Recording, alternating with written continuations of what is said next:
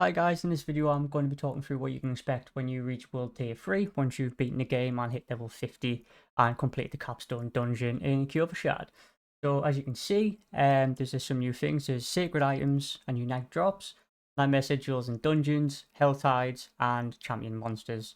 The enemies are also more formidable. Monsters give 100% XP bonus, monsters drop 15% more gold, and monsters overcome 20% resistance. So in this video I'm just going to round up some of the things that you can expect to do and good ways to level up and get better gear.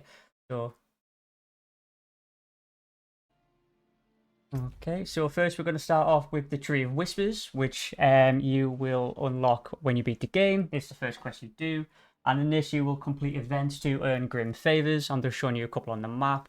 There are different events that you can do, such as killing enemies, finding items, collecting stuff from the enemies, and the most efficient way to do this is by completing dungeons.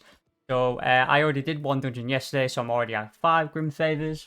So for this next part of the video, I'm just going to quickly complete a dungeon and then collect the next 5 Grim Favors, and then I'll show you the rewards that you will gain from that.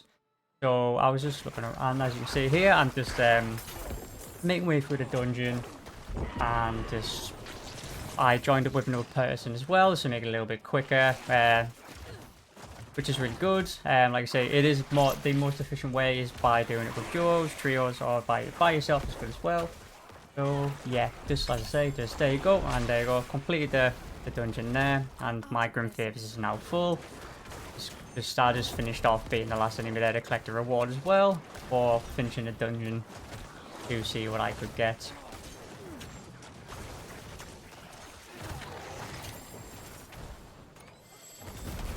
Which was worth it in the end, as I did end up getting a legendary amulet for my troubles of that dungeon. So now that it's completed, I left the dungeon. I'm now going back to the Tree of Whispers to collect my rewards.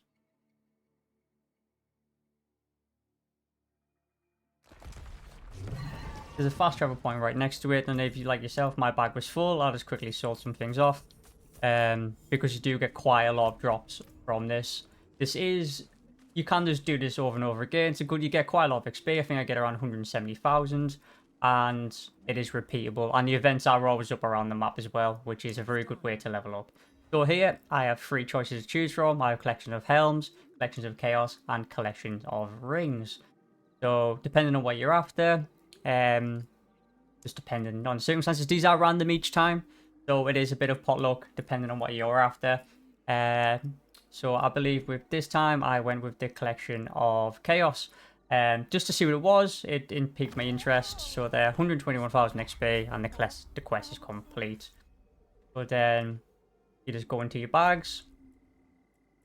I am covering this, but as you see there, collection of chaos grand cache. You open it up and you get a lot of items. I got a glyph also, which I'm about to go into, but you see I got 3 sacred items, which are the new types of drops as mentioned earlier. They give you more chances of extra skills and buffs on your items. So I just got a glyph, so I'm just gonna, luckily I just leveled up my paragon, so I've unlocked a new glyph slot, and as you can see along the bottom row there are new glyphs that you can choose depending on your build. I'm going through a willpower build, so I'm just having a look through just to see which would be best for me. And these do level up the more that you collect. So as you can see, a lot of these are level 1 as I'm not far through finishing the game. So the more you collect, the higher they do, and it just increases the radius on the paragon tree, which means that the more you have of the certain buff, it means the more experience and stuff you will get. So I went for a vulnerable build. So this one is very good for me because it's for every 5 willpower purchase, I deal 2% increased damage while fortified, which is another part of my build. So it just helps me increase my damage further forward moving in the game. As you can see, the skill trees are very big for paragons, with the aim, and they are very, very unique as well to each build, but I'll go into that in another video. Just here, I was just running around, and I just want to quickly show you the secret items that you now get in World Tier 3 compared to in World Tier 2, which you didn't get. So the point of secret items is that they have the higher chance of more attributes on your items. So as you know in World 2, they can go from anywhere from 2 to 4. But with the sacred items, these can go as high as up to 6 or 7, which is a massive boost if you are leveling up or just wanting to get better stats for your builds, and it just gives it a bit more versatility as well, especially when it comes to re-rolling later on in the game as well. So as you can see, I'm just killing these enemies, and then a drop will come of some sacred items, which I have mentioned before.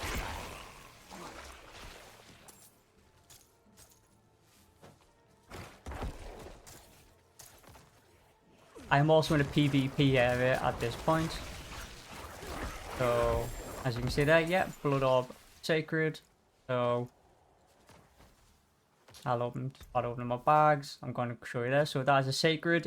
Annoyingly, these aren't guaranteed to have more attributes. As you can see, a normal one had 4, whereas my Sacred only has 3. So, it is potluck. It is just a RNG thing, just like for the rest of the game. But like I say, if you do hit the jackpot and you do get one with, say, 6 or 7 attributes, you are going to massively see a difference in yourself overall moving forward when you're leveling, especially towards the end game as you're aiming for that level 70 to hit world tier 4. It will be a big boost if you do manage to get stuff like that as well. So yeah, so that's all in regards to that. So next, a big part of this game is the Helltide events. These pop up on the map. The duration is for 1 hour, just showing you here. So the Helltide rises, slay foes and complete activities to collect aberrant cinders and use to unlock tortured gifts. So them chests I was just showing you there are the tortured gifts. So best ways to do this, I find, is you can just go around killing enemies, which I'm about to show you now. The drop rates are quite good, especially, and the good thing is that there's a lot of people around in the area. If they kill enemies and you're close to them, they will also drop you these cinders. So there you go, killed 5 enemies, got 3 cinders. That chest there requires 75, and as you can see above the chest, when I get close to it again, you can see that there's a pair of boots. So it actually shows you the item that you are going to be spending for. This isn't a guaranteed legendary drop, but there is a higher chance. So as I mentioned before, events pop up in the Helltide, which are another good way because it spawns a lot of enemies, and the elites have a higher drop chance of dropping more cinders at once. So just quickly, I didn't get the mastery, which would have been a lot better, but the enemies are in the Helltide 2 levels above you also, so it does come with a little bit more of a challenge, but that's what it's for. The challenge gives you better rewards. Open up the chest, and then the chest drops me some cinders there, as well as the elite did. And then you just carry on running around. The duration time makes it very helpful as well. And as mentioned before, this isn't the only way to get cinders by killing. You can also look for the ores around the map, and they will, I believe it's called a glittering ore, and like you see there, there's a massive amount of cinders that has dropped for me. I need more time. Which is very helpful as well. So the withered souls also do drop them, but what I'm looking for here is the glittering ore vein, and they will always drop you some more cinders. So if the enemies aren't respawning or anything like that, you can look around for these as well. And there you go. So I've collected my 75, a little bit over, got 82. Going to open the chest, hopefully get a legendary, which I don't this time, but I do get a sacred run. So hopefully it does have that extra attribute boost to them. So last but not least, I am going to talk you through the Nightmare dungeons, which are the basically like the abyssal style, the mythic style that you have in World of Warcraft. So these things called Nightmare Sieges will drop from events, from enemies, and also from the Tree of Whispers. I've got 3, which is quite a lot, and as you can see, they have different affixes.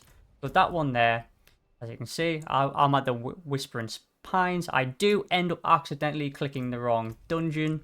So as you can see here, I accidentally picked for Witchwater, which has fire, bonus damage, and there is also 2 debuffs. And one of them is the Shallow Abyss, where what will happen is a orb will follow you, and when it comes to you, it will drop to the floor, and it will basically make you blind. So you can't do skills.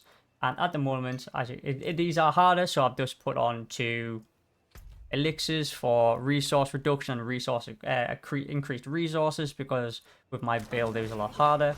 So I got myself to the new dungeon, and then I made myself round. I did find that the enemies did have a lot more health, and that you see that pool on the floor there is part of the affix.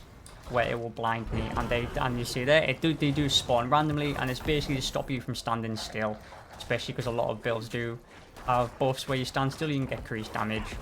So I also found that there was a lot more shrines. So for here, I'm fighting away the wave of enemies to unlock the event to get the Blast Wave Shrine. And luckily I have my overpowered build, which is good. And at the end, you can see there, I just beat the dungeon. And then I claimed 2 rewards automatically. I got some XP, some money. And then I got 2. I got Legendary and a Yellow, I believe it was. There you go there. So I got a 676 and a 619 Sacred Scythe, which is a really good if they were need, but luckily it's not. And I also got a Nightmare Sigil. As you can see there, there's a Glyph Stone. And for each one you do, you get 4 experience, which you can then allocate to upgrade your glyph, as well as from picking them up. So I'm going for my Overwhelm. So I'll put the 4 XP on there, and that is that. So that is everything from this video today. Thank you so much. Hope this helps. I look forward to seeing you all in World 3. And thank you very much. Please like, comment, and subscribe. And that's all from me. Bye.